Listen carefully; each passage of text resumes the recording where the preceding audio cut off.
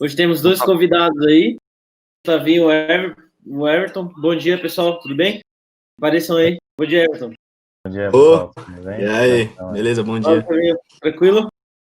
Beleza, todo mundo, tudo da Headers aí. O Everton já participou em outras. E o Gustavinho é primeiro, né, Gustavinho? Primeira vez. Beleza, nós vamos falar do que, Matheus? Hoje a gente fala sobre containers. Containers. E suas mil formas de serem escritas. Everton. E aí, por que container? Porque sim, não é resposta. Bom, não sei, né? Mas vamos lá. Que hype, né? Buzzwords, tá pagando bem, né? É legal, tem bastante vaga no LinkedIn, né? Na verdade, esse container, né? Ele... Tá no meu startup bingo aqui. É uma coisa interessante. Tá no meu startup bingo aqui. Risquei um. O legal. Então, e o legal do container é que assim, né? Não é uma tecnologia nova, né? É um negócio que sai há muito tempo. A gente tem até uma timeline aí pra gente apresentar depois, né? Sim. E é engraçado, né, como essas coisas da tecnologia acontecem, né? Tipo, é um negócio que tá rolando aí há mais de 30 anos e agora que, vamos dizer assim, tá bombando, né? E acho que hoje em dia, né, mudou muito, assim, né, o paradigma de desenvolvimento, né, para container. Acho que a própria possibilidade do container ajudou muito, né, os times de desenvolvimento, né, não só o time de desenvolvimento, mas o time de produto no geral, a entregar as soluções, né. Então hoje você tem um PO que cuida de um determinado microserviço. Aí você tem um desenvolvedor que é especializado em desenvolver aquele microserviço. Aí você tem um cara de negócio que entende daquela parte do negócio. E o cara de infra que orquestra isso, né.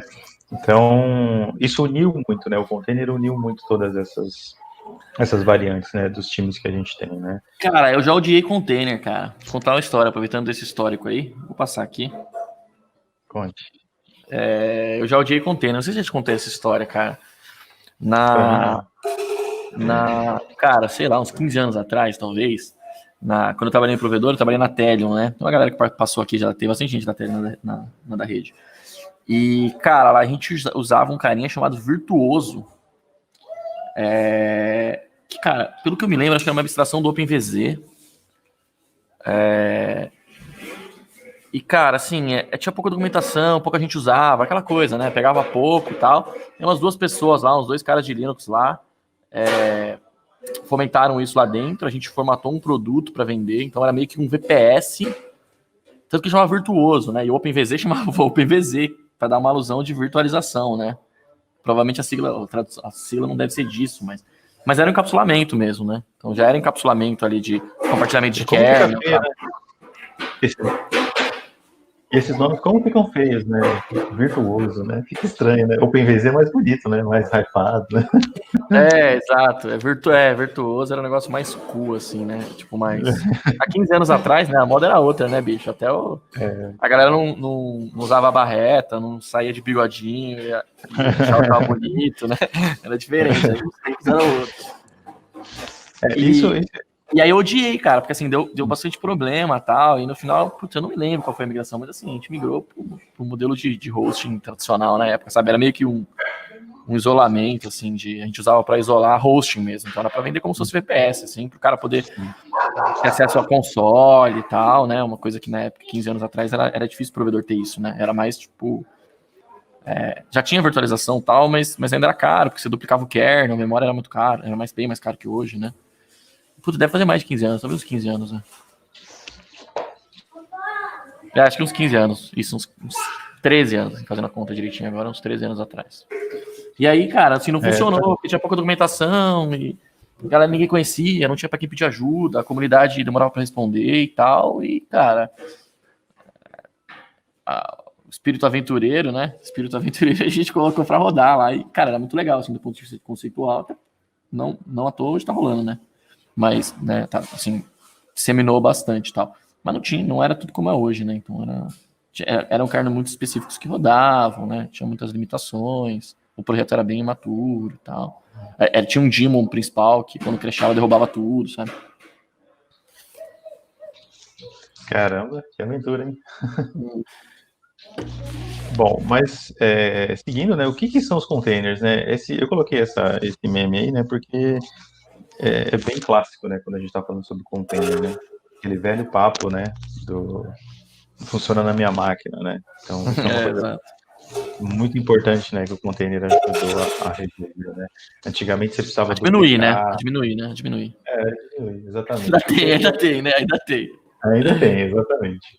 Mas antigamente você precisava duplicar, né, os ambientes que você tinha. Então, por exemplo, eu mesmo já trabalhei muito cliente enterprise que você tinha que manter um ambiente de desenvolvimento praticamente igual o seu ambiente de produção para o cara conseguir testar as coisas. E você tinha change request, você tinha janela de manutenção para você poder aplicar as coisas em desenvolvimento, né?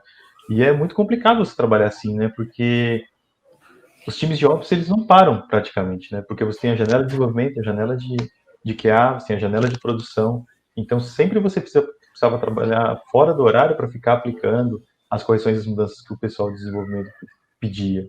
Né? E aí demorava muito o ciclo de desenvolvimento, né? Porque o cara passava para Ops ia lá, implementava naquela infraestrutura em um horário diferenciado, no outro dia o cara testava, se errado ele tinha que voltar. Então isso aumentava muito, né, o tempo de entrega dos produtos, né, e das correções, enfim. E o container ajudou a resolver isso. A gente vai explicar mais para frente o porquê, mas ele ajudou muito a diminuir esse time to market, né, vamos dizer assim, das aplicações, né. Sim, sim. Cara, diminuiu, cara, drasticamente essa história na minha máquina funciona, né, cara? Os dois lados, né? Tanto para quem tá desenvolvendo quanto para quem tá colocando no ar, né? Porque, cara, o container tá aí, bicho. Coloca, não, mas não sei o que, a rede não vai, não sei o que. Cara, beleza, tá aqui, tá funcionando. Quer olhar, pode olhar, cara. Assim, eu te mostro o que tem de diferente, configurado diferente. Ah, não, pô, pegamos aqui um pelinho que no Kubernetes, no ambiente de produção não tem, no sua máquina tem, sei lá, exemplo, né? Sua máquina tá usando uma rede diferente. Beleza, vai lá, faz os ajustes e agora trabalha assim, beleza. O desenvolvedor vai trabalhar o resto da vida daquele projeto assim, né? Sim, exatamente. Então, esse GIF denuncia a idade, né? Pra quem Tô falando de virtuoso, agora eu coloco senta que lá vem história, né? Então, acho que é interessante a gente começar esse papo falando um pouquinho da história, né? Falando de onde que veio isso, né? Como a gente já mencionou, isso não é uma tecnologia. É Rá-Tim-Bum isso aqui, né? Não é nem Castelo Rá-Tim-Bum, é Rá-Tim-Bum mesmo, né? É Rá-Tim-Bum, exatamente. Professor Tiburcio, né? Exato. Assim, eu não vou fazer um deep dive aí na história, né? Porque aí é muito material, né? Pra gente cobrir. Eu vou falar só dos principais, né? Olha aqui, ó. Olha aqui, ó. Exatamente. Tá vendo? Open-Data. É os 13 anos mesmo, porque É isso aí. é os 13 anos mesmo, porque, sei lá, o projeto devia estar rolando ali uns 12, 13 anos atrás. Exatamente. Então, assim, as tecnologias de os embriões, né, da verdade, do que a gente usa hoje em container, eles têm lá desde os anos 80, tem até algumas coisas dos anos 70 que o pessoal ainda costuma utilizar em algumas documentações, tá? Mas eu achei legal essa timeline e eu deixei destacado esses dois pontos, que é em 2006, né, que o Google criou esse Groups, e em 2008 que surgiu o LXC. O LXC basicamente é a primeira implementação do que a gente conhece hoje como Docker, né? De container, na verdade, não de Docker, né? O Docker a gente depois vai explicar também o que é, né? Mas de container, o LXC a primeira implementação, né? Em 2006 o Google ele estava trabalhando em uma camada do kernel, né, do Linux, que ele queria separar, né, por cotas de usuário. Então ele criou essa questão dos cgroups, que é um dos principais pilares, né, de como funciona o Docker Engine, né? Então eu deixei os eventos destacados para a gente ter essa ideia, né? Em 2013 surgiu o Docker, né? O Docker Engine mesmo e a Docker como empresa mesmo, Docker Enterprise, né?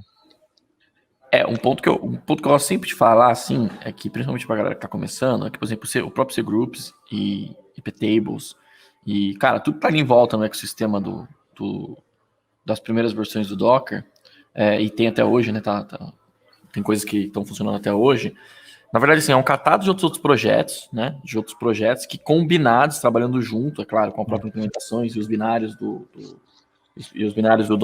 próprio Docker, Docker-D, Container-D e tudo mais, mas eles juntos, eles formam esse ecossistema de isolamento, né? O cgroups, por exemplo, eu posso usar ele para delimitar a quantidade de recurso que um grupo de usuários usa dentro do sistema Linux. Então seria, entre aspas, lá pra galera de Windows, é como se eu criasse um grupo lá no Windows e dissesse que esse cara pode usar só tanto de memória e tal, tanto de... É uma determinada cota, né?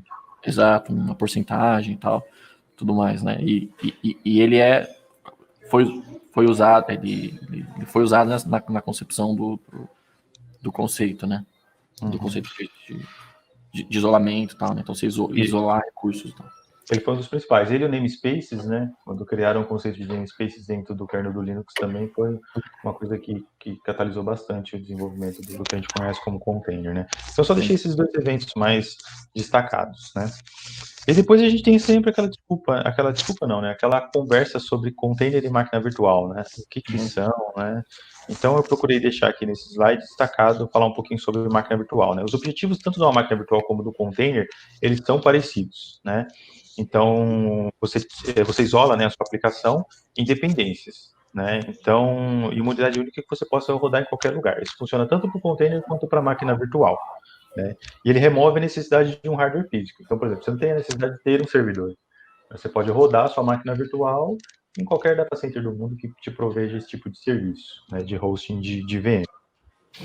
E as principais diferenças, né, entre máquina virtual e container é a arquitetura dele, né? Então a gente vai falar um pouco sobre a arquitetura dos dois, mas é sempre para a gente deixar claro que existe essa distinção entre máquina virtual e container. Existem objetivos comuns, né? Assim, existem objetivos que podem ser alcançados. Cara, se eu quero isolar recurso, eu posso fazer isso tanto com um hypervisor qualquer, quanto com uma solução de container que tem essas funcionalidades, né? Exatamente. Vai falando aí que eu vou pilotando, que eu tô só no piloto só. Legal, não, a gente está se entendendo, então. Vou falando aí um pouquinho sobre máquina virtual, né? Então, basicamente, a gente tem dois tipos, né? Quando a gente está falando de máquina virtual, a gente tem o Bare Metal Hypervisor e o Hosted Hypervisor, né? Então, o que é o Bare Metal Hypervisor? Ele é um cara que ele está ali naquela camada mais baixa do sistema, então já está bem perto do hardware mesmo, ou seja, todas as chamadas que as nossas máquinas virtuais vão fazer dentro de um Hosted Hypervisor, ele vai fazer diretamente para o sistema operacional do hypervisor, que pode ser o SX, o Zen. Aí você me corrige se eu estiver errado, Flávio, na AWS eles usam Zen, né? Na verdade não é mais, né? Já tem agora, sim, abstraiu tanto o projeto e não chama mais Zen, né? Aí a AWS, inclusive, já criou hardwares e tal para específicos, com customizações específicas, e aí hoje não chamam mais, eles não chamam mais de Zen, assim, eles meio que estão fugindo disso, mas no começo eles falavam abertamente que não, é Zen, né? E aí, cara, começou a surgir outros projetos, as famílias mais novas, inclusive tem um projeto específico lá, que tem uma arquitetura própria específica e tudo mais. Então, essas são as diferenças, né? Então, por exemplo, você tem o ESXi, que é o Bare Metal da VMware. A AWS chama de Nitro, a AWS chama de Nitro System, que é o cara que tá nessa camada aí do HostOS, que vamos lá, é o sistema operacional, né? Assim, exatamente, é o sistema operacional que faz o sistema operacional que está parametrizado para basicamente subir as VMs e fazer esses cálculos de uma maneira mais otimizada possível. Exato. Tirando todo aquele overhead de sistema operacional que serviria para outras coisas, como Windows e Linux, por exemplo. Né? Como Windows Exatamente. Linux. Como Windows e Linux, que é o que a gente tem no Hosted Hypervisor, ou seja, é um software que você instala no seu sistema operacional, seja ele macOS, Linux, Windows, então aí entra o VirtualBox, o VM Desktop, ou seja, ele é um software que ele vai receber as chamadas das máquinas virtuais, vai mandar para o sistema operacional vai fazer as chamadas lá no baixo nível, né, nos drivers dos dispositivos e vai dar toda essa resposta. Então você tem um lag e um problema de performance muito grande aí quando você está usando um hosted hypervisor. Funciona? Funciona. Você pode colocar isso até em produção? Você consegue colocar isso em produção. Porque se abstrai, na verdade, na capacidade de recurso, né? É o que eu sempre digo. Assim, no começo você não tinha, a gente virtualizava em cima do sistema operacional, até porque no começo era uma coisa mais dev mesmo, né? Lá no começo, quando a gente começou a brincar com virtualização, a gente virtualizava para testar, para fazer laboratório, esse tipo de coisa, né? Mas aí, cara, começou a usar a virtualização para ambientes produtivos e tudo mais. E aí logo na sequência veio o SXi, por exemplo, né? Assim, eu digo o que eu vi, né? Zen e tal. E aí, cara, começou todas as suas variações, mas é uma substituição do próprio sistema operacional, né? Eu lembro que na época era uma coisa assim meio maluca, assim, tipo, como assim? Não tem Windows, não tem Linux? Você falava num pendrive, né? Era super leve, né? E bem rudimentar, né? As consoles, assim. Né? Exato. E aí, né? Até ver aquela história, você tinha sempre um carinha que você plugava para poder gerir, para poder gerenciar um binário que você interagia com ele e tal, tudo mais, né? E até especificamente de VMware, né? Que eu trabalhei bastante com VMware. Trabalhei um pouco com Zen, mais com VMware. Tinha até tinha o ESX, né? E o ESXi, o ESX, ele tinha um domínio zero um pouco mais parrudo, que tinha um Red Hat ali e tal, né? Tinha um próprio Red Hat, cara, como uma VM, mais ou menos, que fazia esse ecossistema do Red Hat para quem estava acostumado e tal. Mas vamos lá, na prática, são customizações, são customizações de Linux, né? Isso, é isso aí. De Unix, talvez, né? O SX, bem parecido. São otimizações e recompilações e para deixar o sistema operacional, para deixar o Linux preparado para ter um overhead menor em cima de consumo de hardware, né? Mas lembrando que também, é o que você falou, mas pode ser usado em ambiente produtivo, um hosted hypervisor? Cara, pode, a gente já viu rodando um monte, né? Vamos lá, vamos honestidade aqui, né? A gente já viu usando um monte. Eu mesmo, cara, já subi na correria, em crise ali, puta, cara, sobe rapidinho aqui uma máquina virtual para resolver um problema pequeno. Quando você tem hardware sobrando, esse overhead, ele é praticamente... Para a maior parte das coisas, ele é ignorado, né? É claro que talvez você tenha uma questão de latência, de performance, para aplicações que são mais sensíveis, mas para a maior parte das aplicações do dia a dia, se você tem memória, CPU, rede, I/O sobrando, né? Não importa se você tem lá, sei lá, um pouquinho a mais sendo consumido do seu Linux ou do seu Windows ali, né? Exatamente. Mas aí você tem um monte de vantagem, né? Tipo, eu já vi um cliente que faz um ketchup gostoso, usar bastante coisa, sabe? Bastante máquina virtual. Lá no passado, hoje acho que não, né? A gente acho que não tem mais isso, tá? Mas era bem engraçado, assim, que a maioria das aplicações deles rodavam assim, é interessante de ver. E no Zen, na versão antiga do Zen. Então, tem. E, cara, eu já vi, por exemplo, uma empresa que